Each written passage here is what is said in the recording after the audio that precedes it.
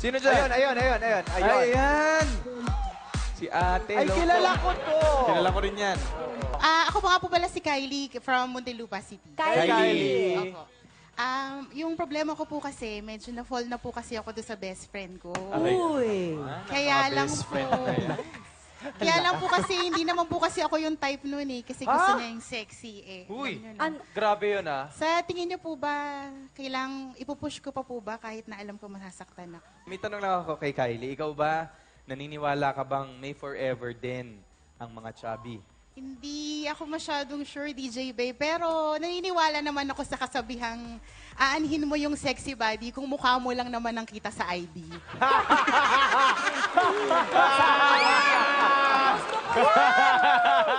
Hindi. Pero eto na, seriously, Kylie, no?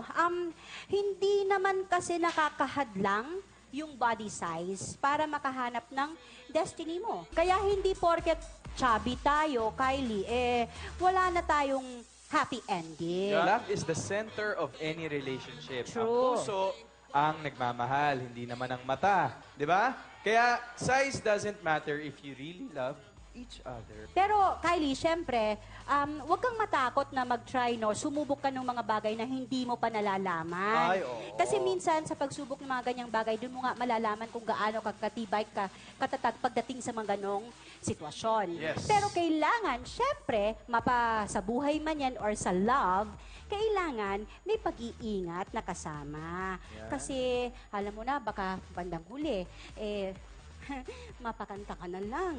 Ayun. Anyway, sana Kylie nakatulong kami sa iyong hugot problem dahil ikaw ang hugotera of the day. Tanggapin Thank you mo. po. Thank you so much. Wish I May album na pinabibigay ni Alden Richards. Yeah! Kylie, parang may ganyan ka na. Miss Mane, eto na. Samahan niyo po kami sa isang minutong sagutan ng mga okay. hugutan dito lang sa Quick! Ay, masaya to. Eto, ready na? Pag ganon. Pag ganon na. ganon. Ako, Miss Mane, tapos Papa P. Okay. Okay, ready? Timer starts. Now! Bakit kaya may mga taong dumarating para saktan ka? Uy, dahil hinihintay mo sila. White. Talaga ba? Yes. Ay! Naputol! Ano ba? Ay! Oh. Ay! Hindi. Sabi sa'yo Ito, eh. Putol. Binigyan niya ako ng question. Yan. Anong mas masakit, ang umasa o magpaasa? Yung finals na hindi ka pa nakakapasa. Okay, ipaglalaban mo ba ang isang tao kahit maraming umaadlang sa'yo? Kung PSG ang umarang sa'yo, may magagawa ka ba? Ayan na.